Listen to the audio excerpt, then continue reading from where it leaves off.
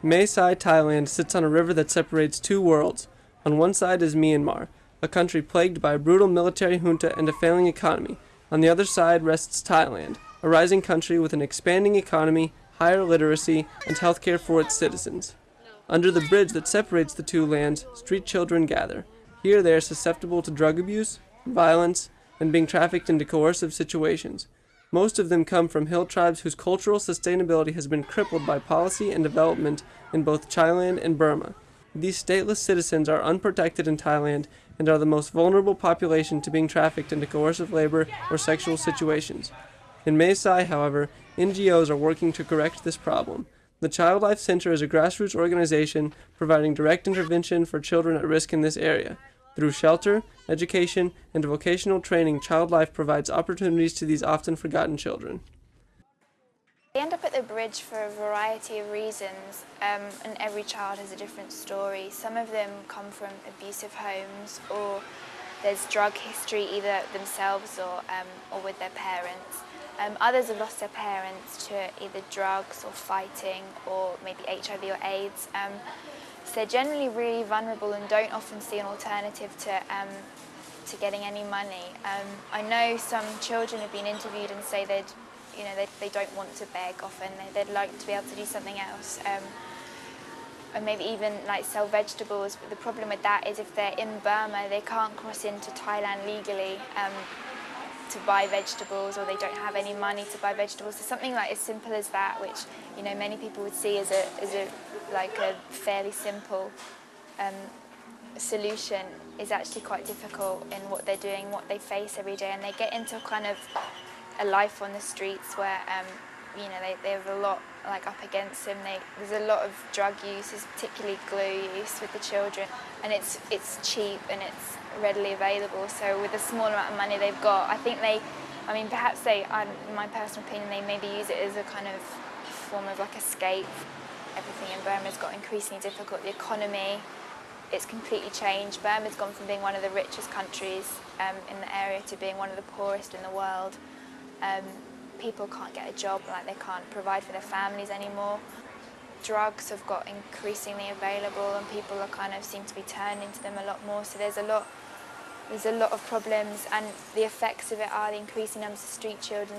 It's why it's so important to really understand where they're coming from, because they really need that. And that's how Childlife firstly got started, with Crew Now spending time at the bridge and getting to know the children. And he kind of realised how desperate the situation was, and how a different environment, a safe shelter, how necessary it was for them. I think the main mission is to kind of provide a safer environment for disadvantaged children and opportunity for education as well. It's so remote, which gives them a great environment to be in, and really safe, and gives them a lot of freedom in a secure place. But working at the shelter full-time, there's currently only 5 members of staff, which obviously for 150 odd children is not a lot. But a lot of the older children have taken on some responsibility roles and leadership roles. They kind of mentor some of the younger children and this is Air. Any Sawadika? I think he may have been here about 10 months.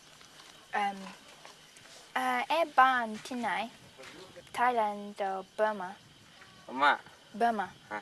He comes from Burma, but I know we found him on the streets of Mae Sai. He begs for money.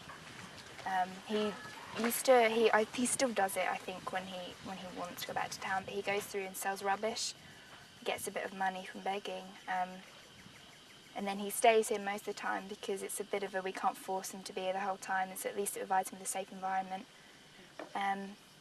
So yeah. Banana chop mai. Chop mak. He likes it here a lot though. So. The Nana Buffet and Restaurant, which is one to provide an income to make Childlife more sustainable and less reliant on the private donations because they're a bit unpredictable. And secondly, to provide vocational training for some of the older children. There's currently about 5 5 of the older children working at the restaurant, and they get to kind of learn all about that side of things to give them an income as well, and also you know, support them and give them some training if they want to go find a similar job in the future.